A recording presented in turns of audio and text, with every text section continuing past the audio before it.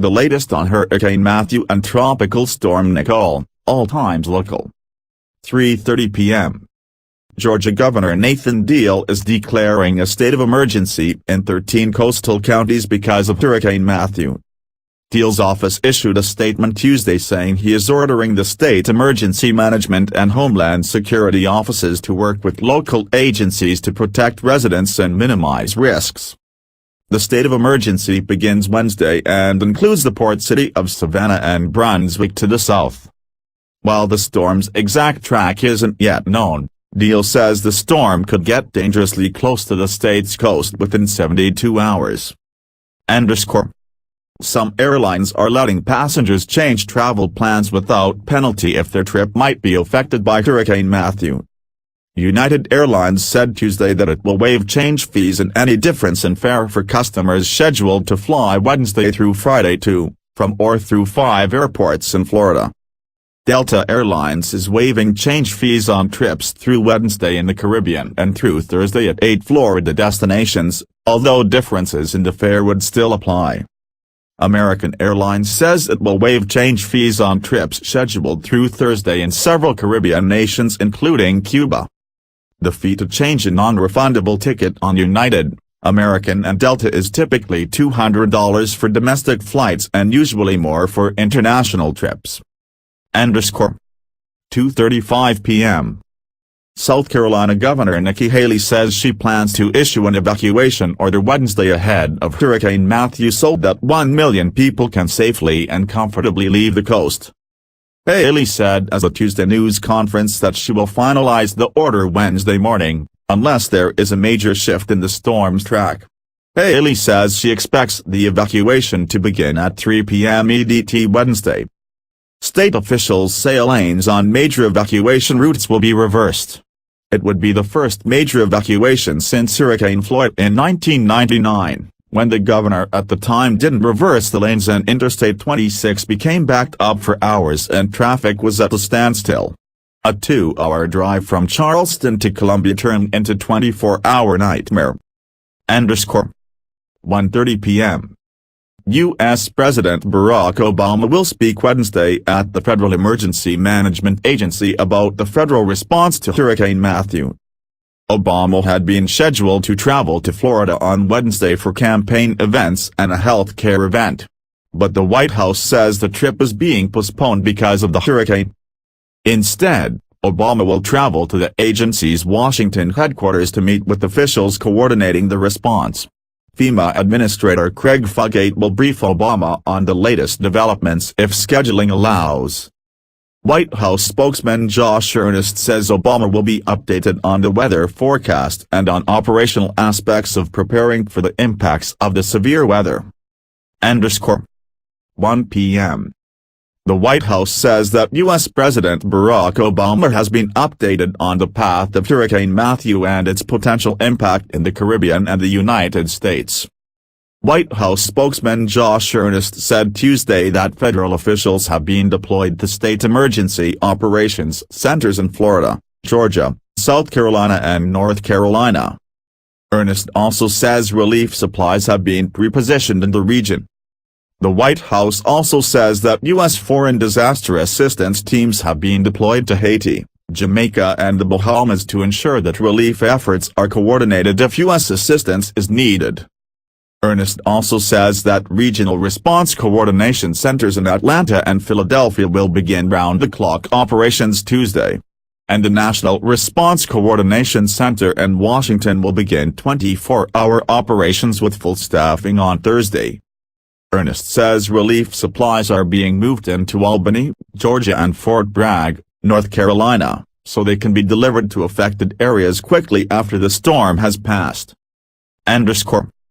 12:45 p.m. Florida Governor Rick Scott says residents need to be prepared for a direct from Hurricane Matthew.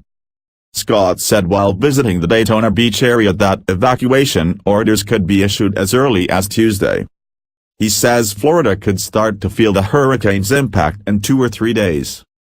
The governor says his biggest worry is that residents won't take seriously the threat from Matthew if an evacuation order is issued, especially since so many new residents have never lived through a hurricane. Scott says even if Matthew stays of land, Florida will still feel tropical storm force winds. He says 200 National Guardsmen have been activated, and another 6,600 National Guardsmen are at the ready. Hurricane Matthew is expected to interrupt mosquito control efforts to stop the spread of the Zika virus in the Miami area. Miami-Dade County Mayor Carlos Jimenez said Tuesday that spraying pesticides would not be effective in the tropical storm force winds expected in the region later this week. Jimenez said mosquitoes aren't likely to be flying around during the storm, but the Zika prevention efforts will have to stop during those times. Governor Rick Scott said Florida residents should drain standing water from their properties before and after the hurricane to reduce the threat of mosquito-borne viruses. State health officials have said Miami Beach is the only area where Zika is currently being transmitted, but other infections are being investigated elsewhere in Miami-Dade County and in Palm Beach County. 10:25 a.m. The U.S. National Hurricane Center has issued a hurricane watch for South Florida. The center issued the watch from Deerfield Beach to the Volusia, Brevard County line. A hurricane watch means that hurricane conditions are possible within the watch area. A tropical storm watch also is in effect from the 7-mile bridge in the Florida Keys northward to south of Deerfield Beach, including Lake Okeechobee. 10:10 a.m. Officials in the Dominican Republic are reporting that at least 4 people died when heavy rains linked to Hurricane Matthew damaged their homes. Emergency Operations Center Coordinator Juan Manuel Mendez told a news conference Tuesday that 3 children were killed when the walls of their homes collapsed in a poor neighborhood in Santo Domingo. An elderly person died in a neighboring province. That would bring the total death toll from the storm to at least 7. Rescue agencies in the country say the downpours have destroyed at least 2 homes and damaged 190 others. Close to 18,000 people living in vulnerable areas have been evacuated and taken to the homes of relatives or to shelters. 10 a.m. Tropical storm Nicole has formed in the Atlantic. The National Hurricane Center in Miami says the storm currently poses no threat to land. Nicole is located about 525 miles, 840 km, northwest of San Juan, Puerto Rico. It has maximum sustained winds near 50 miles per hour, 85 kph, with higher gusts. Little change in strength is expected for the next day or so, followed by gradual weakening. 10:45 a.m. With Hurricane Matthew expected to impact the South Carolina coast by the weekend, the American Red Cross is issuing a call for volunteers. Louise Welch Williams, the CEO of the Palmetto, South Carolina region of the agency based in North Charleston, said Tuesday the Red Cross needs volunteers in the Charleston, Bluffton and Georgetown areas. The agency says it especially needs volunteers to assist with sheltering and feeding those who may be affected by the hurricane. The agency said volunteers will likely be needed to help residents across the state of South Carolina. Projections from the National Hurricane Center show that the storm is expected to be off the South Carolina coast early Saturday with maximum winds of about 100 miles per hour. 10:25 a.m. Governor Rick Scott is urging residents up and down Florida's Interstate 95 corridor to start preparing for direct impacts of Hurricane Matthew. Scott was in the Florida Keys Tuesday morning for a briefing on the Category 4 storm that is currently moving over the southwestern coast of Haiti. The storm is heading toward Cuba and the southeastern coast of Florida. The governor warned residents to take the storm seriously, adding we cannot rule out a direct hit. He says heavy rain, spin-off tornadoes, high winds and beach erosion are among the concerns in Florida. He asked residents to listen for directions from local officials and to prepare for the worst and hope for the best. Scott and other officials are urging people to have at least a 3-day supply of food, water and medicine on hand. Also, Scott urged people to get gas in their vehicles and to keep cell phones charged in case of electrical power loss. 8:30 a.m. National Hurricane Center Director Rick Knabb says Hurricane Matthew will continue to have a devastating impact on Haiti, even after landfall. Knabb says the storm is about to emerge back over water, but there'll still be heavy rainfall that's likely to cause flash floods and mudslides, along with strong winds and storm surges. The hurricane is heading to eastern Cuba, but Knabb says the island's mountains aren't expected to have much effect on the storm. Knabb says tropical storm or hurricane watches may be issued for parts of southeastern Florida later Tuesday. A high-pressure ridge is nudging Matthew toward Florida and blocking its path due north from the Bahamas. 6:55 a.m. The latest in hurricane, Georgia governor declares state of emergency. Hurricane Matthew has made landfall in western Haiti. The U.S. National Hurricane Center says the Category 4 storm made landfall around 7 a.m. EDT Tuesday near L'Anglade, Haiti.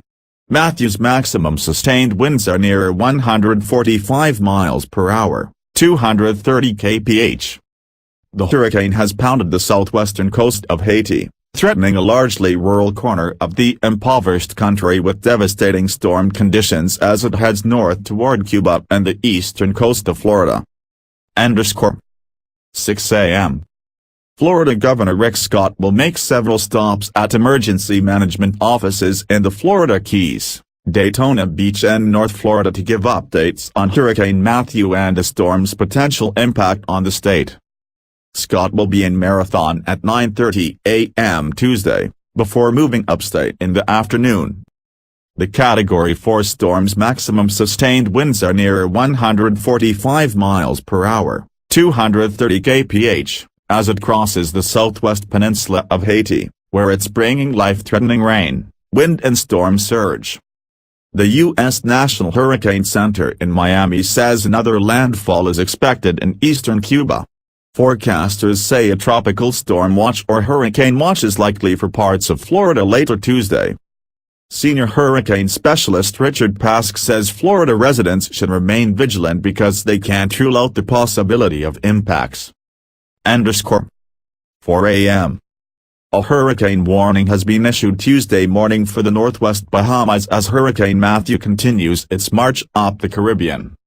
The hurricane warning in the Bahamas includes the Abacos and Ross Island, Berry Islands, Bimini, Eleuthera, Grand Bahama Island, and New Providence. In the meantime, Matthew's eye is nearing the southwest peninsula of Haiti, where it's bringing life-threatening rain, wind and storm surge.